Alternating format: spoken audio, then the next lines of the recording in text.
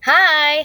I'm Anna of Legacy Builders and I'm here to share with you an opportunity na nakatulong sa amin and pwede ring makatulong sa inyo to earn extra habang ginagawa yung ating main job.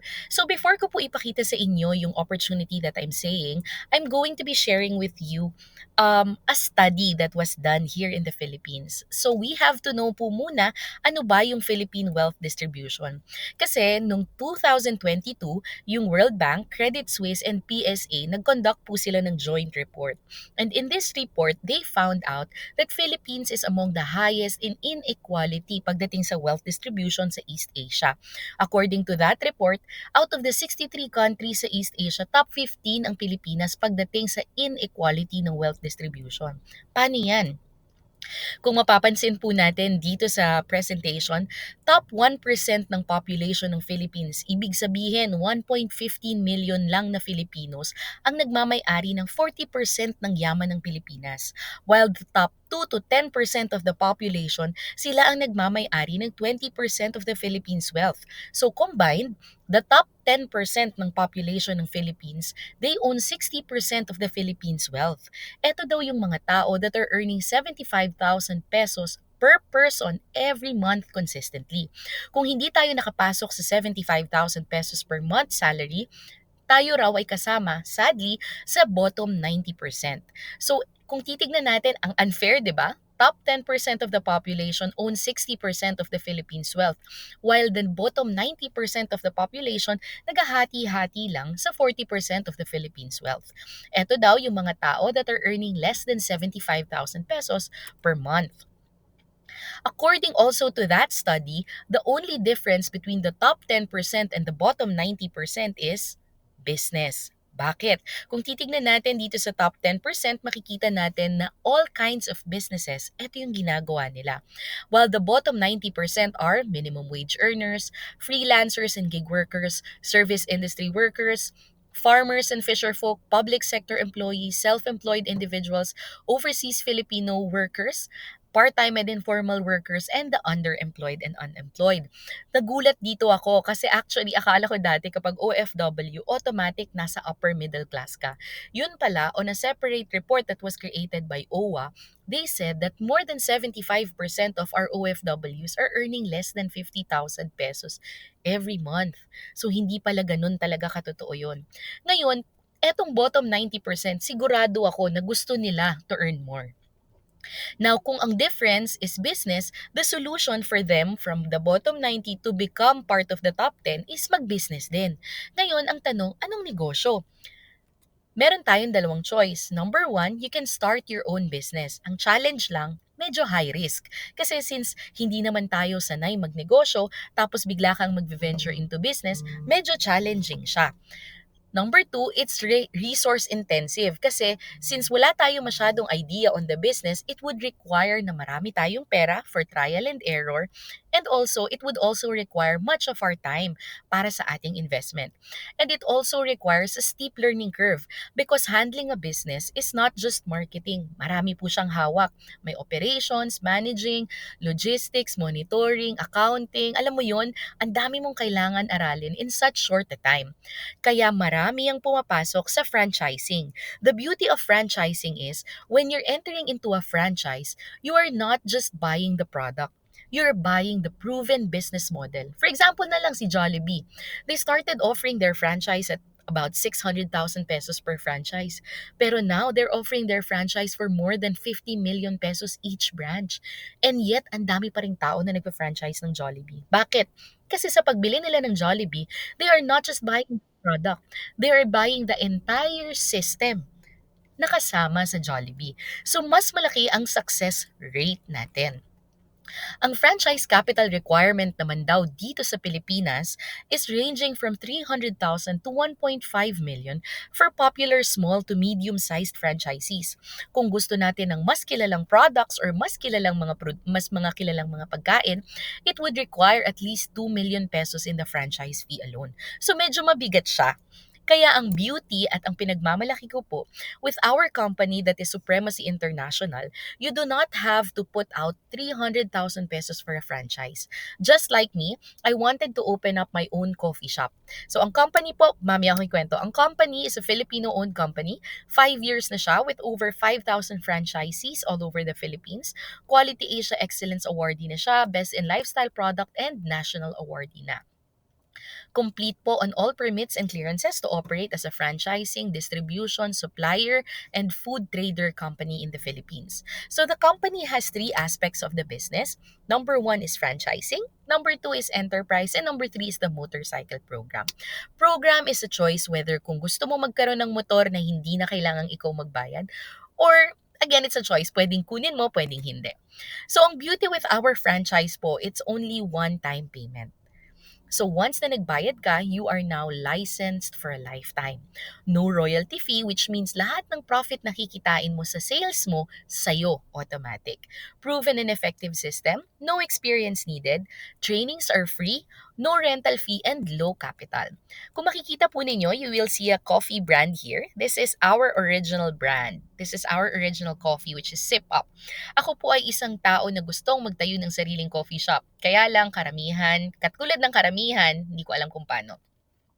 Nag-search ako sa Facebook and then nakita ko, ang first thing daw for me to do is to learn how to magtimpla ng kape. So mag-enroll daw ako into a barista course. I searched sa internet barista course, nakita ko pinakamura was 28,000.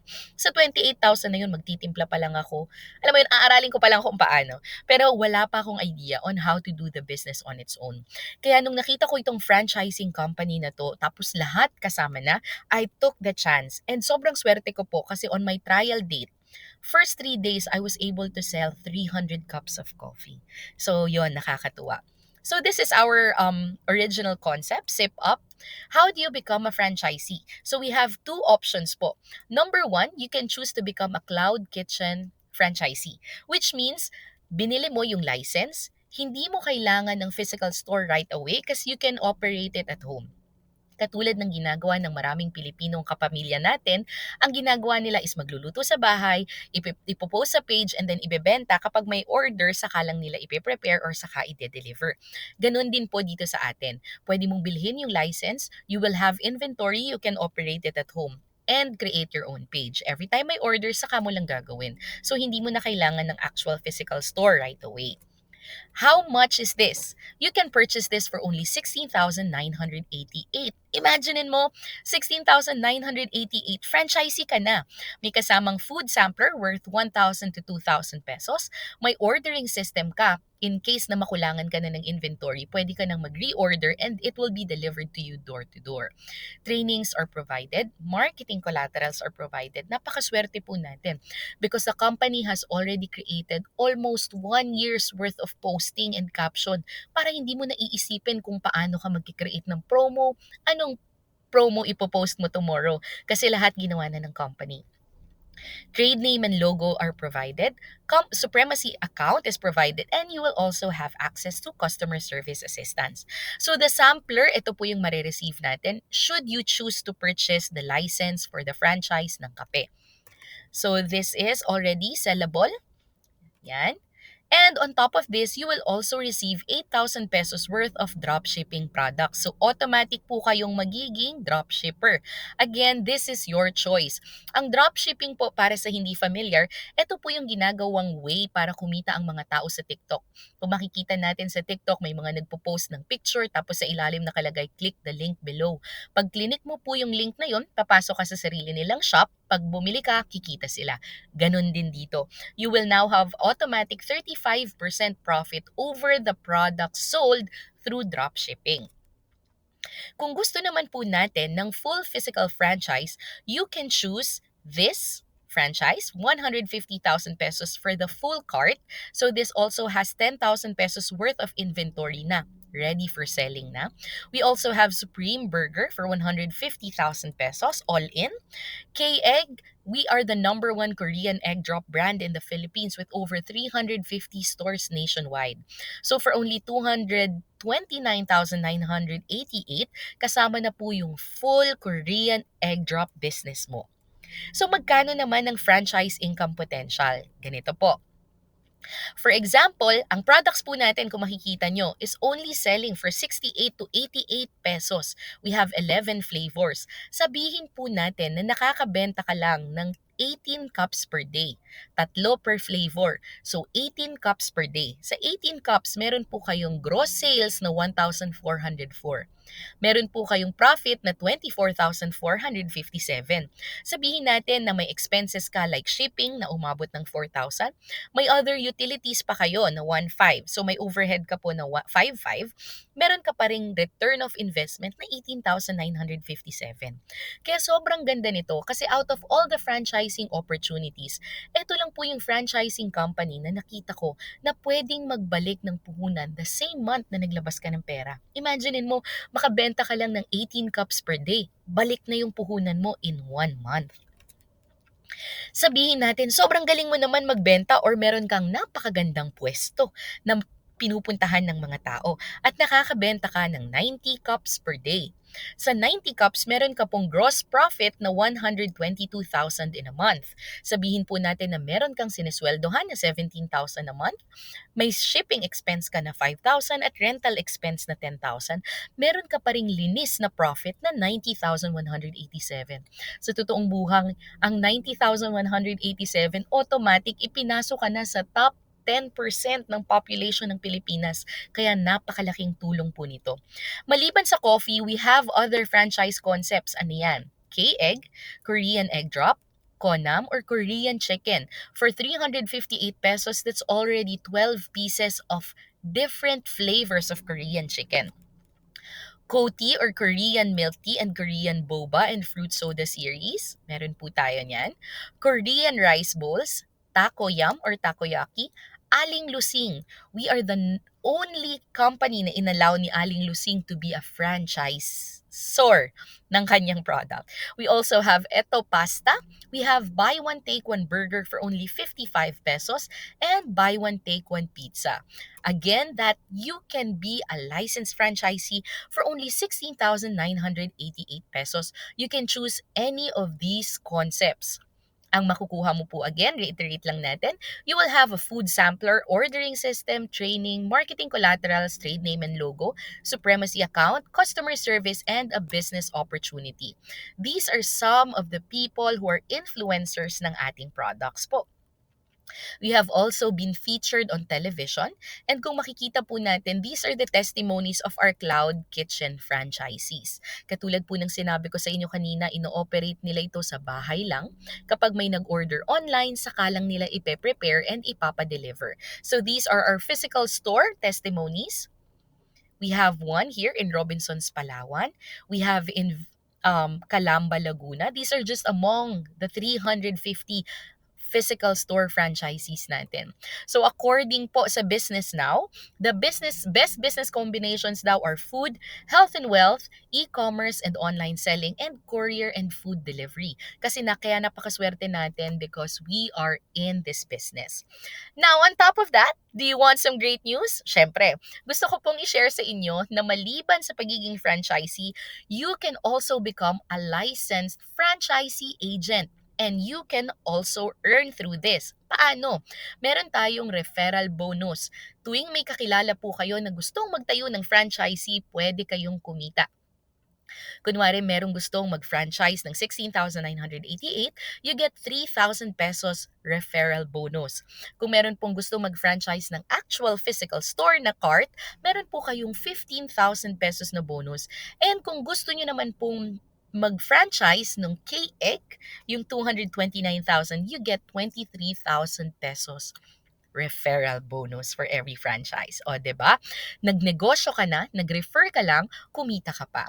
So, yan po yung ating business. Maliban po sa referral, you will also know later on na marami pa tayong pwedeng pagkakitaan because of Supremacy International. And we at Legacy Builders is committed. We are committed to help you na makapasok tayo doon sa top 10% ng population ng Philippines. So maraming salamat po for listening to our presentation. If you have further questions, let the person who sent you this video know so we can set another schedule for answering all your queries. Ayan. Okay. Eto pa pala. Yan. Okay. So, meron akong promo, sorry na hindi ko napakita. If you avail ngayong December, we have a promo. Instead of buying, kung kunwari gusto mo maging licensed franchisee ng lahat ng concept, kasi bibilhin mo yan 16,988 times 10, that's 169,880. Ngayon, kung gusto mong maging licensed franchisee ng lahat, you can purchase it for only 50,964 pesos. If you want to reserve a slot, let us know so we can reserve a slot for you. With that, maraming salamat po and see you on our next schedule. Bye!